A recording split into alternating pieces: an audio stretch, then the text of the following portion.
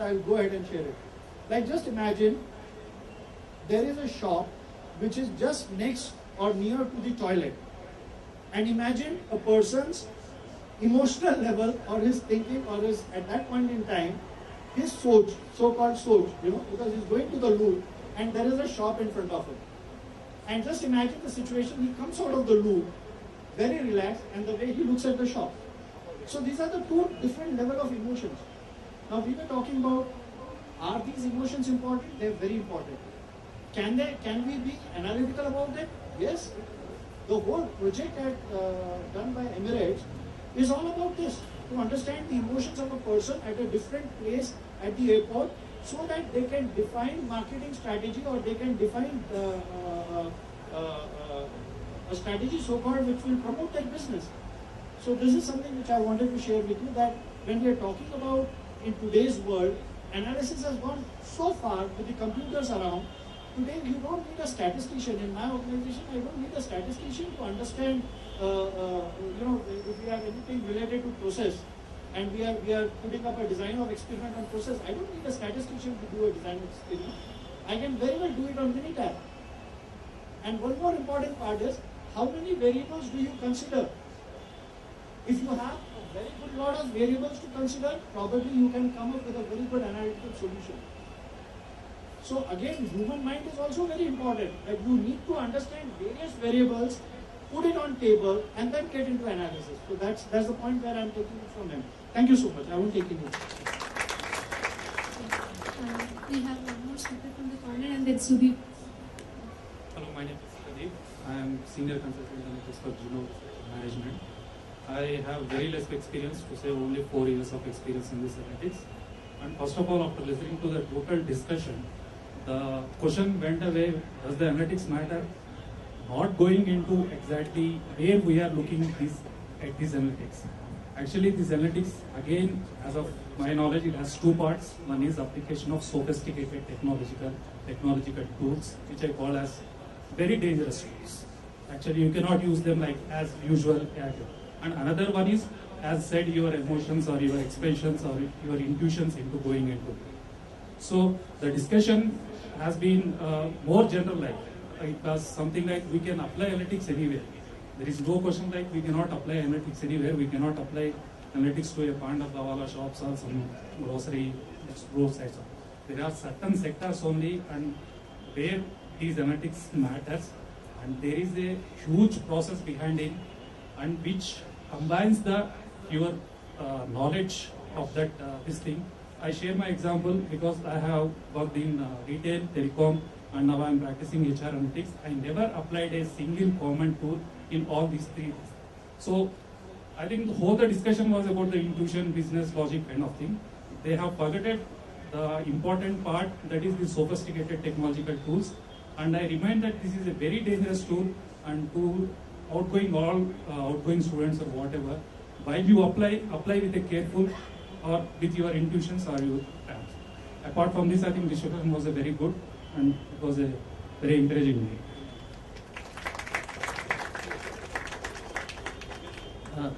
Thanks. My name is Sudeep and I come from Dell, so it was quite amusing to hear about Dell. I lead the marketing analytics practice there, and I've been doing it for the last 3 years, so I have a little bit of context on analytics. And thanks for your comment, because it again endorses a point that I had, which is a little knowledge is a dangerous thing. Unless you probably understand, and there's some instances that you guys had, somebody talked about the collapse and Lehman, right? No one talks about JP Morgan when Jamie Dimon didn't actually get into mortgage securities, no matter what you want to do. So, and for example, sectors I talked about, that there are some sectors which are probably inclined towards analytics and some may not be. Again, I think a little knowledge is dangerous. Unless you probably understand a lot of it, you probably will come to viewpoints very quickly. Does that analytics matter? There was a point in time when people used to say, does communalism matter? Does capitalism matter? Those questions are not anywhere there. The market, the free market, lets you know what matters. I think this debate is probably 5 years obsolete in terms of does analytics really matter. What matters is how do you use it. In many places, I think HP for example was one, my colleague was sitting here, is that They started calling it decision sciences and support. It helps make better decisions. So if you have average decision-making skills in your organization or your management, you probably tend to think average. And hence, the context, how you use analytics, helps you take decisions. It's probably not a replacement for gut. And I don't know whether Jack Welch or Warren Buffett or Lou Gessner, for that matter, or Percy Barnabas or John Chambers from Cisco, they didn't. They did. All of them did. If you read the book deep enough. Michael Dell, was he not an analytics guy? I don't know. The way we run our company, we have numbers almost everywhere, even in human emotions. So I would say that before we make judgments, let's think a bit more deep. Let's look at our examples. Be it Google, be it your United Airlines or Delta or American. There's a lot more that one needs to know before we get to the judgment that does analytics matter. I'm very passionate about it, so probably I think it comes from that.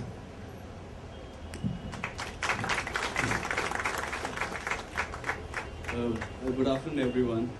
My name is Rohit Shah and I'm working as Testing Account Manager in Capgemini and I'm part of MP Management Program in Batch 4.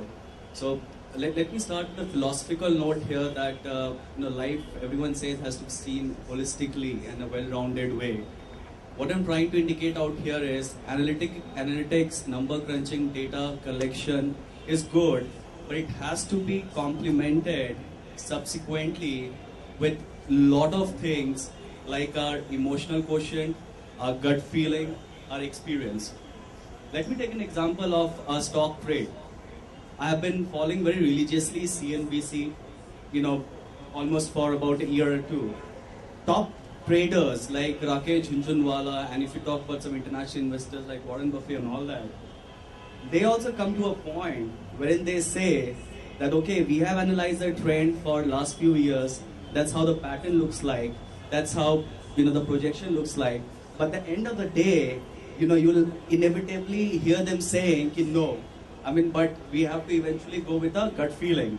That's what our experience is like, right? So the point which I'm trying to really tell is, while analytics is good, it gives us a base, but unless and until the decision-making power and it gets complemented with the other things is not there, then it never happens. You can do any amount of thing. How you decide on the basis of that, subject to your experience, subject to the various situations that you are, that is also equally important.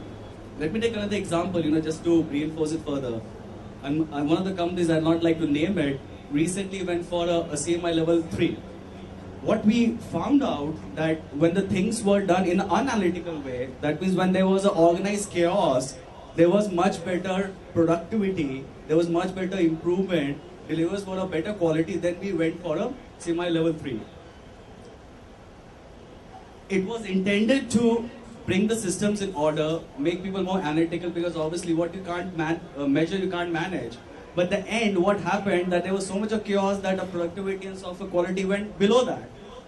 The reason is that we analyze things, but at the same time, we also have to ensure that the proportional growth of the other human skills, like the emotional quotients, the ability to work hard, the intelligence, their skill, are not left behind.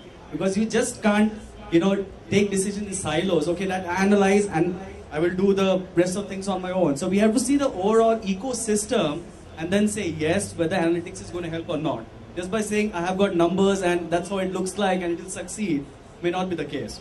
So I like to conclude that it has to be holistic and complemented with a lot of other variables, and overall balance is important, and then only analysis will be successful. Thank you. Hello, this is Subhashish from Siemens. Nice to hear from a different perspective here from a lot of people. Just to bring, after a lot of serious discussions, just to bring a light-hearted perspective, use of analytics. Leave us lesser models. I would like to think analytics are used even by gods. How is it? Somebody was talking about here about UID project. I think the biggest UID project is run by Chitragupta himself. How do you think he has been able to run this UID project without an effective analytic tool? Now coming back to whether to use analytics or not, I was just reading in one of your brochures, The Handler's Dilemma, to be or not to be. So similarly the question is to analyze or not to analyze. Now, in my personal experiences, I have found that these credit card companies, now armed with lot of analytic tools, will send you a lot of analysis on the annual expenses that you incur on your credit card, right? Now, with that information, the statement that lands up on my desk, and I see the figures under jewelry, under clothing, under fashion accessories, my jaw drops. So, with that information, what can I do? Of course, I can pick up a fight with my wife, but that's not what I'm going to do, because that's going to be the end of all, right? So, it's important what the information or the analysis that I am going to use for. If that information helps me to decide what are the expense categories where I am going above my budget, then of course it's a useful information. And coming back to my practical experiences, again, a lot of people have talked about, it's a balance between analysis and judgment and supported by intuition. I have worked with one of the world's leading footwear brands in their supply chain information systems area. Now this company uses a lot of analysis, as was touched upon by different people like in companies like Walmart or Dell, etc. So this company also uses very good analytics. But it also knows where to blend analysis with judgment. For example, in their demand forecasting engine, it's again a demand planning analysis tool. So you can model and then you can predict with your statistical models what is the demand forecast going to be. Now one way to do it is to create a model on which you can factor in everything that has happened in the past or it's going to happen in the future in terms of causals. And then let the engine throw up all the numbers. But the company is not going to believe that number, not going to believe the number that is thrown upon by the tool unless it is blended with judgment. So what it has done is, it of course uses that tool to come up with a baseline forecast, then uses a consensus amongst its salespeople, amongst its marketing people, who blends their judgment, their understanding, intelligence about the market, and then the final forecast comes out, which the company uses. So this is just one example I gave. That's all. It's an enjoyable time here. Thank you.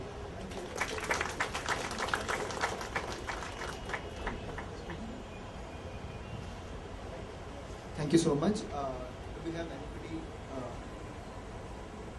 anyone else would want to put forward their point, or all of us have some sort of an agreement? Sure. Thank you. Good afternoon, everybody. I'm Prajita and I work with Fidelity Investments. Just very recently, I have started reading a book which is called What a Whole New Mind by an author called Daniel Pink.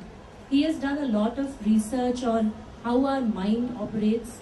He writes about left brain, right brain, that sort of a thing. He has done a lot of study on what motivates people. And this was just yesterday that I was reading this particular chapter in his book, and so I thought I'll share it. He says, over the last so many years, we have invested a lot of time and effort in encouraging left brain thinking, which is basically analytical thinking, number crunching.